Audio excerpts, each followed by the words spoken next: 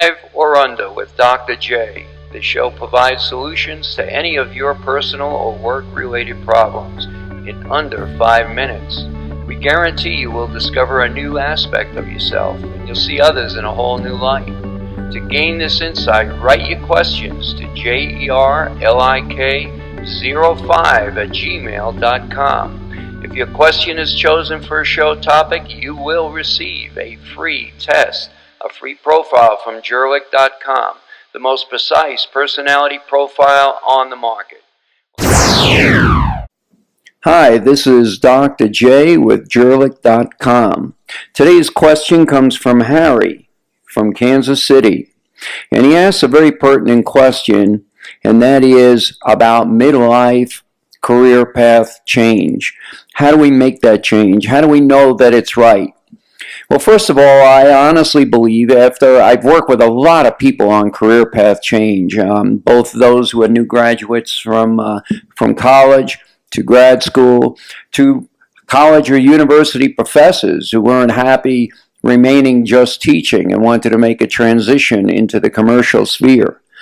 I've also worked with many mid-level or upper-level managers, executives with a midlife career path change, and usually what happens is I maintain that what is driving the feeling, that gnawing feeling that when you're at work and I'm just not happy with what I'm doing.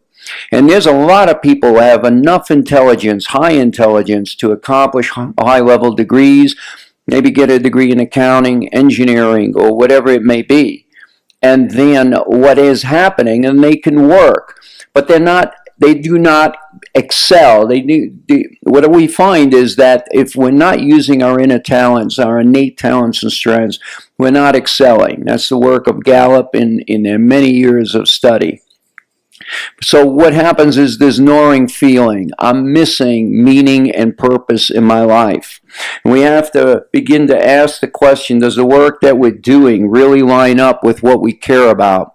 And in that is where these people begin to have this gnawing feeling it's not.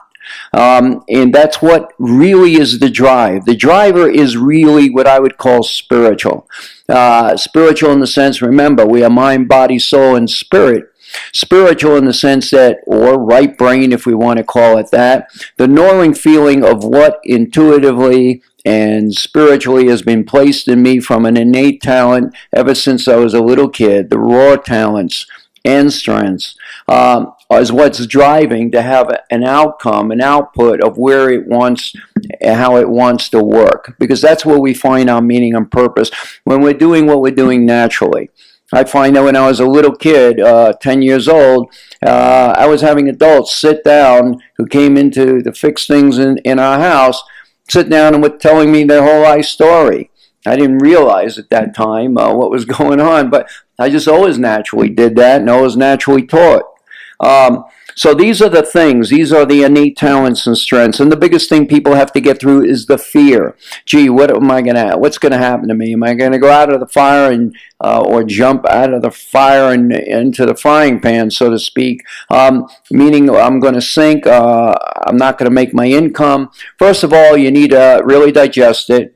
You really need to go through the processes of matching up and beginning to think, what are the things that I really like to do? What are the things that I do when I'm having fun, when I'm doing hobbies, when I'm by myself and I'm drawn to?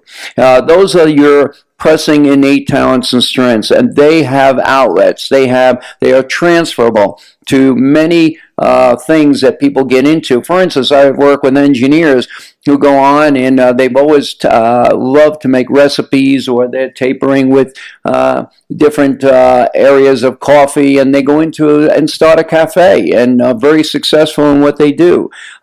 There's all kinds of situations. Some go and write novels. That's not your average person. It doesn't come out of the clear blue, but it must line up to who you are in your innate self, your inner self. And that's where the success lies. As a matter of fact, you could have all the degrees in the world, but you'll never really be excellent in them until you deal with it at this level. So look at them, line up your abilities, line up and see that what you've been doing a long time, maybe for many years, and then look at what skills they entail.